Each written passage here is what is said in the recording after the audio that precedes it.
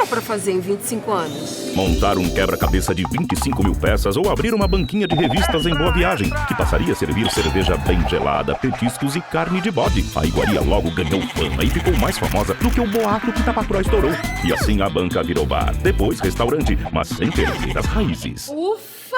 Ainda bem que transformaram a banquinha de revista em bar. Afinal, ninguém faz amigos fazendo palavras cruzadas. Entre amigos o bode. A vida fica melhor entre amigos. Se beber, não dirija. Olá, seja muito bem-vindo. Meu nome é Silvia Bessa, sou repórter especial do Diário de Pernambuco e estamos de volta com mais um programa de saúde do Diário de Pernambuco TV. Hoje a gente vai tratar sobre varizes. A gente trouxe um angiologista que vai falar um pouco sobre o assunto. A gente tem um dado bem interessante da Sociedade Brasileira de Angiologia que mostra que 45% das mulheres e 30% dos homens sofrem de varizes. Doutora Catarina Almeida, bem-vinda. Obrigada, eu agradeço muito o convite e a oportunidade de vir falar sobre varizes. Doutora, eu queria começar com a senhora perguntando o que causa as varizes. As varizes têm várias causas diferentes. O principal fator de risco é a herança familiar. Então, se alguém na sua família, seu pai, sua mãe, teve varizes ou tem varizes, isso aumenta a chance de você ter.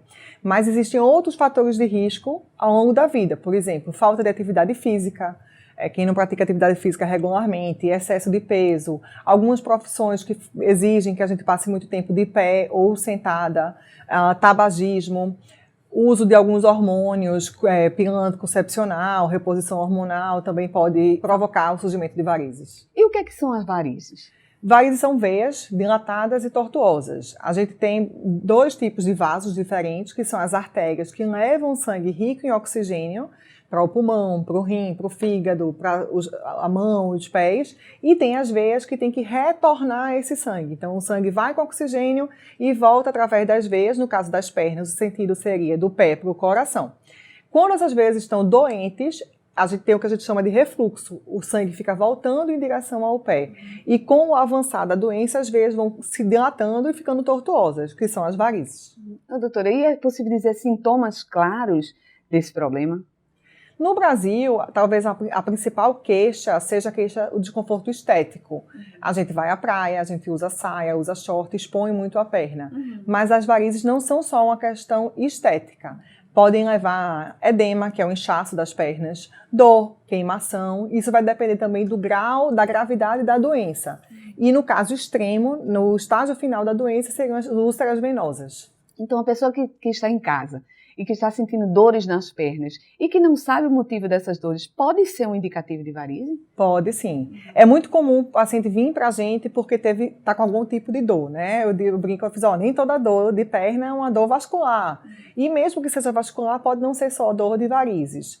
Mas sim, as varizes podem causar dor, é uma dor bem típica, geralmente a gente acorda bem e ao longo do dia, porque passou muito tempo em pé, muito tempo sentado, a gente começa a ter aquele peso, aquele cansaço na perna, às vezes cãibra, às vezes as pernas bem inquietas à noite. E aí a gente repousa à noite, está deitada, não tem muita gravidade, a gente melhora e o ciclo se repete. Doutora, eu vi essas estatísticas recentes sobre o percentual das mulheres. Existe algo que justifique esse número maior de pacientes femininos, do sexo feminino? Será as atividades que elas executam durante o dia ou é uma questão mesmo da estrutura física da mulher? Né? O fato de ser mulher já é um fator de risco a mais, né, para ter varizes.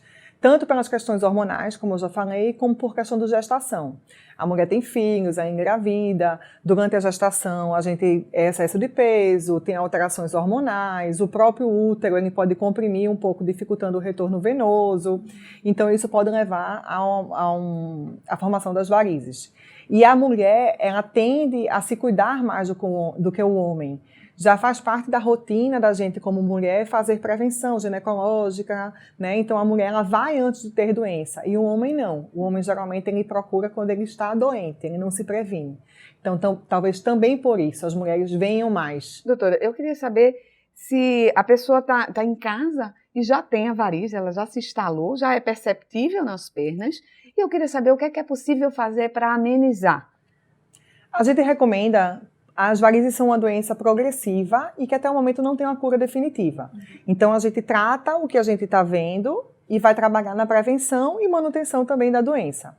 Então, a gente recomenda o tratamento para todos, porque a tendência do que você não trata hoje, mesmo que você não tenha sintomas, é que você futuramente vai ter mais vasos, vai ter um desconforto estético maior e pode, inclusive, evoluir para ter sintomas. Então, a gente recomenda que trate, ao menos que tenha orientação de um especialista. Às vezes, as pessoas acham que o tratamento obrigatoriamente será a aplicação, né, que é a escleroterapia ou cirurgia. Nem sempre é. Às vezes a gente vai fazer só pequenas mudanças nos hábitos de vida, como o uso de meia elástica, tentar fazer atividade física regularmente, perder peso. Isso é o tratamento clínico, mas é o tratamento. Doutora, mas a pessoa pode usar uma meia elástica sem orientação médica, pode chegar numa loja e escolher a meia que achar mais bonita ou que achar que funciona melhor para a sua varize? Não, as meias elas devem ser prescritas por um médico, porque existem também contraindicações ao uso da meia. Então, pessoas, por exemplo, que têm problemas de insuficiência cardíaca ou que têm algum problema de entupimento das artérias, elas podem não tolerar o uso da meia. Então, a meia deve ser prescrita por um profissional médico.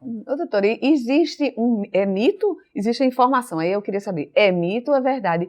Que a pessoa quando vai viajar ou passa um tempo muito longo no trabalho sentado, isso pode ocasionar ou piorar a situação das varizes? Sim, o fator do trabalho, os hábitos do trabalho, elas podem influenciar sim.